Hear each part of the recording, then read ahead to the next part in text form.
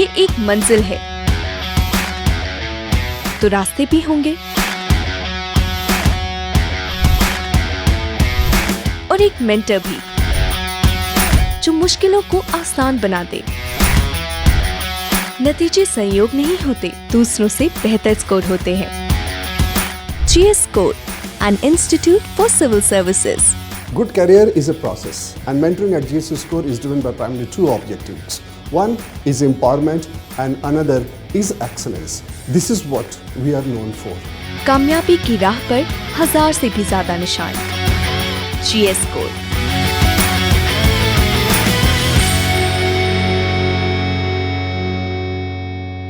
Hello everyone, my name is Priyansha Garg. I have secured All India rank 31 in CSE 2022. I'm from Agra. I've done my schooling from Agra itself. Thereafter, I've done my graduation in Computer Science Engineering from Maharaja Agra Singh Institute of Technology. I graduated in 2018 and have been preparing for civil services since then. This was my 4th attempt and I've scored one of the highest marks in mains written examination. So I would like to discuss a little bit about mains answer writing with all of you.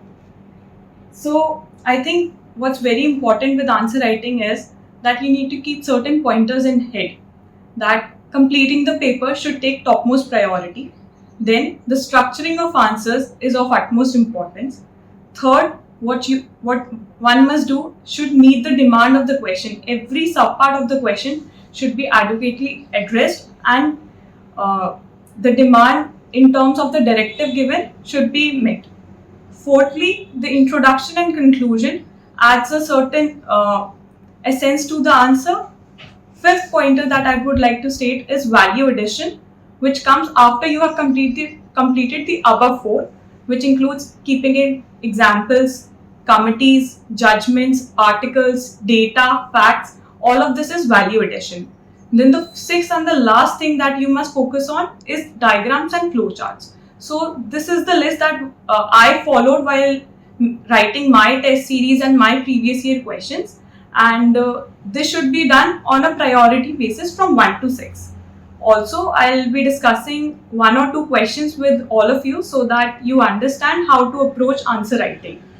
So I'll discuss one question from GS1 paper this year. It was based on ocean currents.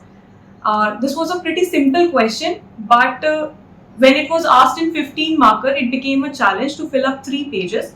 So I'll describe how I approached this question. So the question I'm referring to is, what are the forces that influence ocean currents? Describe the role in fishing industry.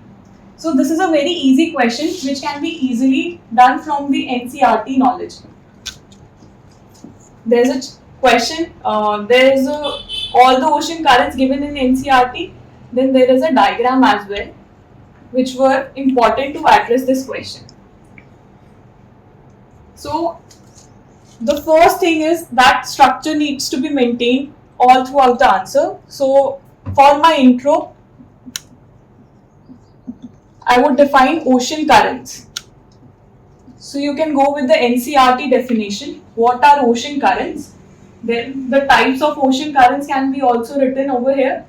They can be hot or cold, surface or subsurface ocean currents. After that, a diagram is very, very important to secure those extra marks. So you can prepare a diagram from NCERT itself. You can have a world map and mark all the ocean currents over here. So you have the equatorial current, the counter equatorial current, the Peru current, then the California current, Labrador, Gulf Stream.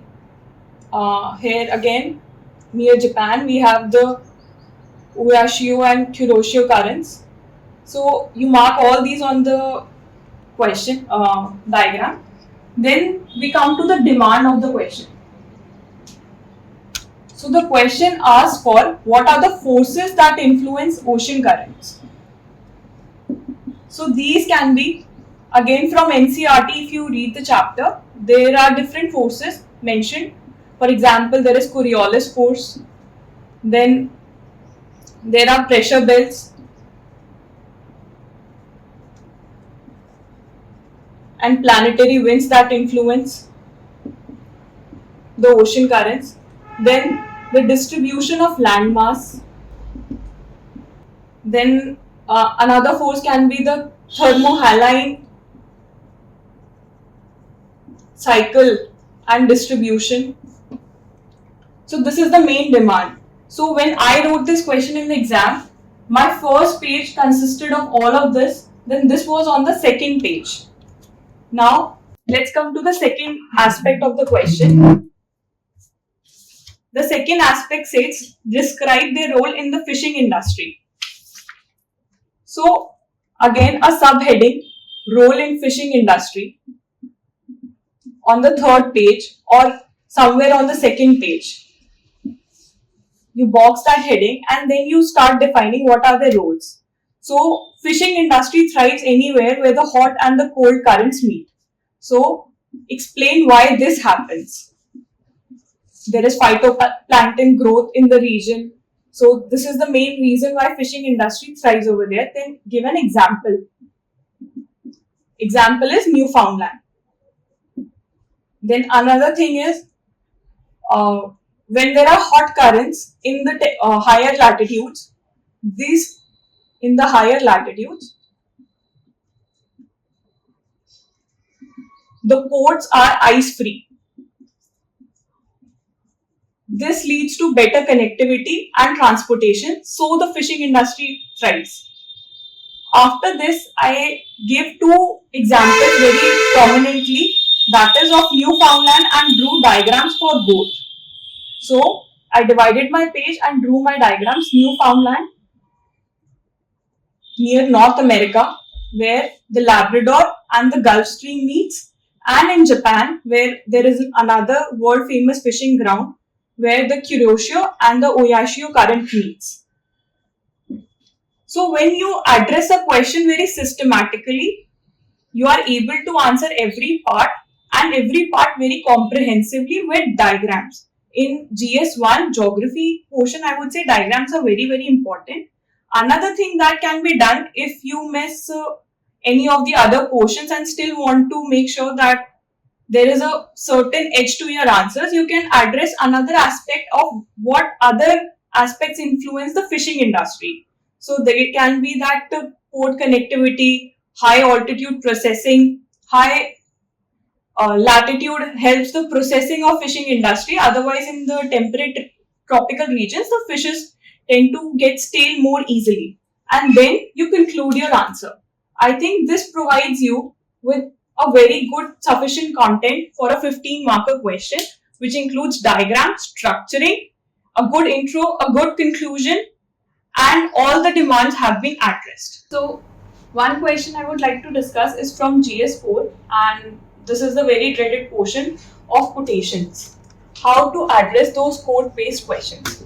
So my strategy was to have a template ready in before the exam of how to approach the 3 quote-based questions. So I had a fixed strategy of introduction.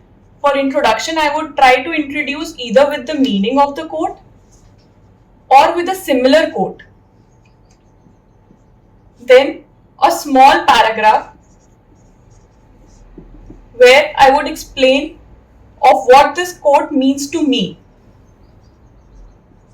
Then I would straight away move to the examples. Now for how to bring in diverse and novel examples in quotes, again I had templates ready. I could use the steps template where we follow, which we use in essay about social, economic, technological, private and administrative and different fields of life. Or I could use the temporal aspect to give examples where I could give the meaning of the quote in the past, in the present, or in the future. So I'll discuss one quote with you. This is also a previous year UPSC question. An unexamined life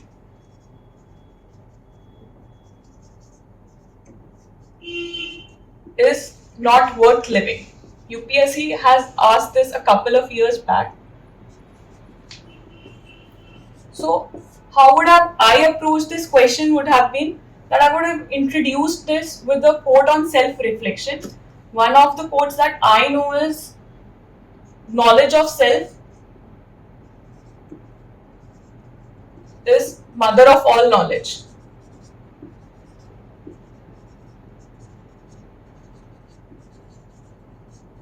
So this is a quote by Khalil Gibran. I would have introduced this.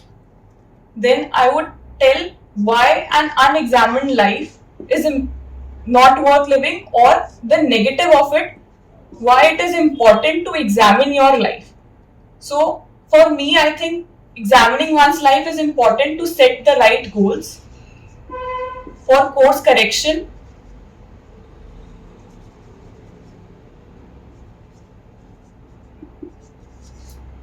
to develop one's value system,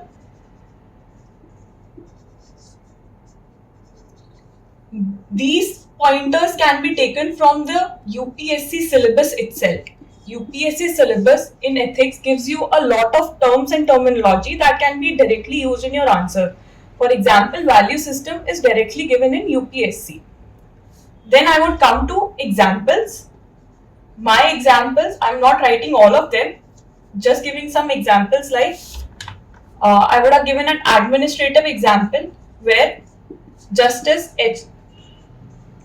H.R. Khanna sacrificed his seniority and a position as the Chief Justice to deliver what is important for India. Then again, in the private sector, I would have given two examples. One of an examined life, for example, of Azim Premji, the Wipro founder who is famous for his CSR, and of the Satyam scam. So this would have given a negative example also, that what happens when you lead an unexamined life, you lead to failures and you harm the society overall. Then I would have given an historical example of Bhagat Singh, who led a very short life, but he himself quoted that his life had a lot of meaning. And then finally I would conclude very simply by saying that when we examine one's life, one's priorities, one's vision becomes clear, and you can give another quote if you have, and that will make a decent quote based answer, which are generally difficult to address. All the best to everyone. Thank you.